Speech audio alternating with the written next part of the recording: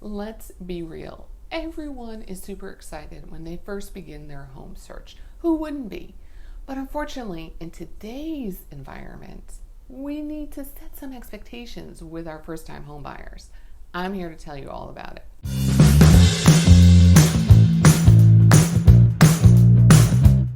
Hi, I'm Stacy Olson with the Valentini team at William Ravis Real Estate. And on my channel, I'm going to tell you everything you need to know about living on the Connecticut shoreline. First-time home buyers really sometimes come in completely blind. They don't necessarily know what to expect, and they might have some high-level expectations based on what they're seeing on HGTV. But unfortunately, in this seller's market we're in today, they really kind of need to have their expectations reset. Number one, buyers come to me not having a pre-approval letter for a mortgage. That is a big no-no. A pre-approval is a must in today's market.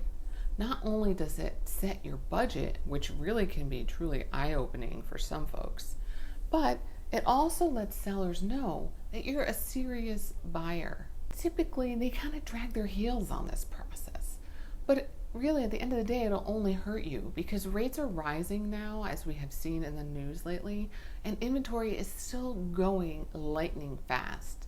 So there's no way you can go see a pretty sought after property and be able to put an offer in that day, especially when you know the sellers have already said highest and best by that day or the next day. If you don't have a pre-approval, you have no leg to stand on. And quite honestly, I won't even take people out looking at homes if they don't have the pre-approval. Because I'm not going to run around to 20 homes with you just to find out either A, you can't afford it, or B, you can't put an offer on it if you like it. Like, what's the point? This is my job. I take it very seriously. So I require a pre-approval before I start taking anyone out looking at homes. Another expectation that needs to be reset, as I stated earlier in my intro, is that even after people get a pre-approval, it might be a higher amount than they thought they could be pre-approved for, but they immediately think they're going to get that HGTV home. And usually that is not the case. First-time home buyers are typically not buying their forever home. They're buying an entry-level home.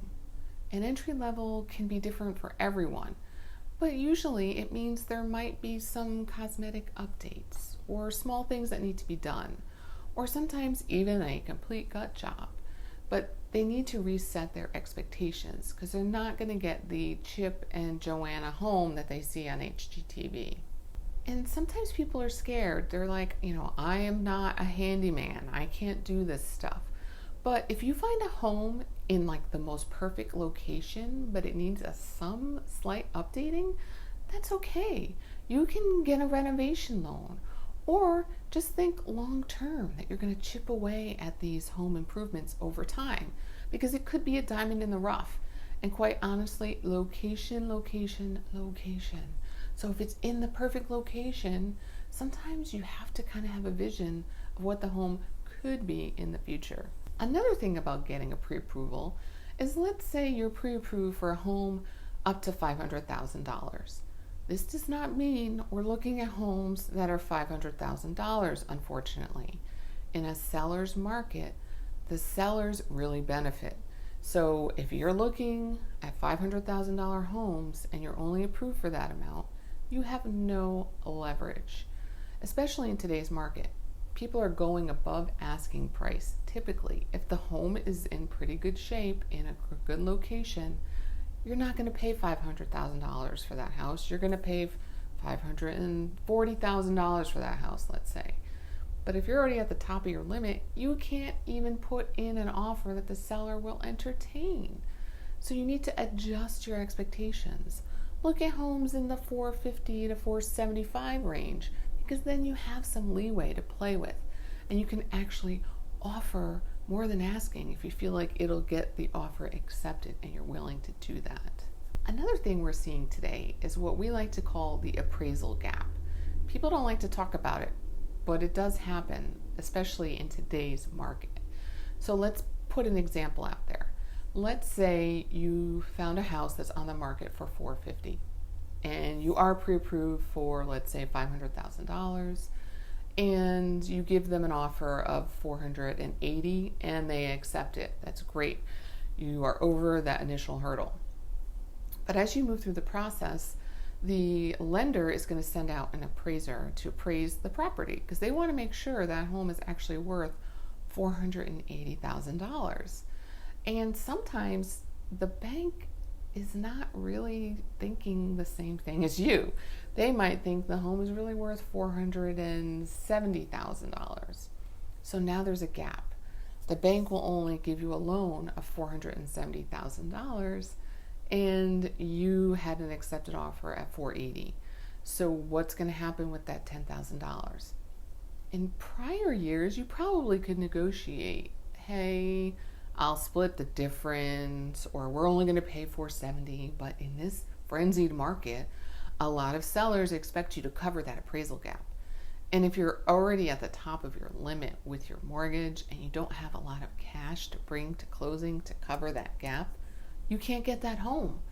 Yeah, you need to go to closing with an extra $10,000 cash to cover the difference in what you had as an accepted offer and what you could actually get as your mortgage. Another thing buyers have to understand is when a house comes on the market now, it's like a frenzy, right? It's like that feeding frenzy with the fish. It's the new house, it's got everything everybody wants, and it's priced perfectly. Everybody goes to see it that first weekend, and then they get like 25 offers on the house, and you might be one of those 25 people, and who knows what the house is really going to sell for, but the chances of you getting it 1 out of 25 isn't really in your favor. So I always suggest reset your expectations. Maybe don't look at those houses that have been on the market for 1, 2, 3 days. Maybe look at ones that have been on the market for 2 weeks, 3 weeks, a month. It doesn't mean there's anything wrong with them. It might just mean that, number one, they might need a little bit more cosmetic updating. Or perhaps they were put on the market the same week as 5 other great homes and nobody paid attention to that one. So you just kind of have to be open to suggestions that your realtor gives you, because at the end of the day, they want to help you find a home, but they also don't want you to spend more than your budget, and they want you to be happy. But you kind of just need to understand, with today's environment, you need to be flexible. Some of you are probably thinking, who would want to buy now? Prices are so high. But it actually is a good time to buy. Check out this video to find out why.